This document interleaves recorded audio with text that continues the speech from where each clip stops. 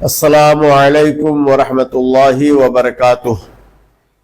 اس مزدہ فضا سے میرے رگ و ریشے میں مسرت کی لہر دوڑ رہی ہے کہ مرکزی جمعیت اہل حدیث ہند، جو اہل حدیثان ہند کا محبوب اور متحدہ پلیٹ فارم ہے، نیز اسلاف کرام کی عظیم الشان یادگار ہے، اس کے تحت 35ویں آل انڈیا اہل حدیث کانفرنس 9-10 نومبر کو بمقام رام لیلا میدان دہلی میں منعقد ہونے جا رہی ہے۔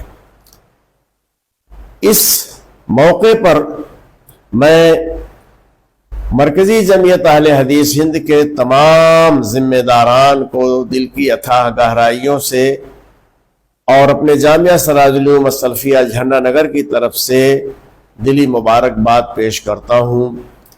امید کرتا ہوں اللہ کی ذات سے کہ یہ کانفرنس پورے طور سے اپنے مقصد میں کامیاب ہوگی انشاءاللہ تعالی۔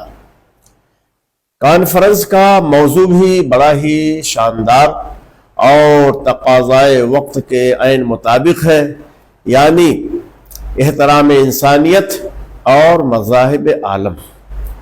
اس کانفرنس میں شرکت کے لیے میں بذات خود پرعزم ہوں اور اپنے جملہ احباب بالخصوص اپنے تمام شاگردوں سے جو ہند و نیپال میں پھیلے ہوئے ہیں، بالخصوص نیپال کے اندر مشرق سے مغرب تک جو پھیلے ہوئے ہیں، ان سے امید کرتا ہوں کہ اس کانفرنس میں شرکت فرما کر کے وہ اس کی زینت بنیں گے اور اس کو کامیاب بنانے میں اپنا رول ادا کریں گے۔ اسی طرح سے جملہ اہل حدیثان ہند سے اور جملہ برادران اسلام سے بھی امید کرتا ہوں کہ وہ ضرور شریک ہو کر کے اس سے بھرپور استفادہ فرمائیں گے اور اسلام کے جھنڈے کو بلند کرنے کی متحدہ کوشش کریں گے۔ والسلام علیکم ورحمۃ اللہ وبرکاتہ۔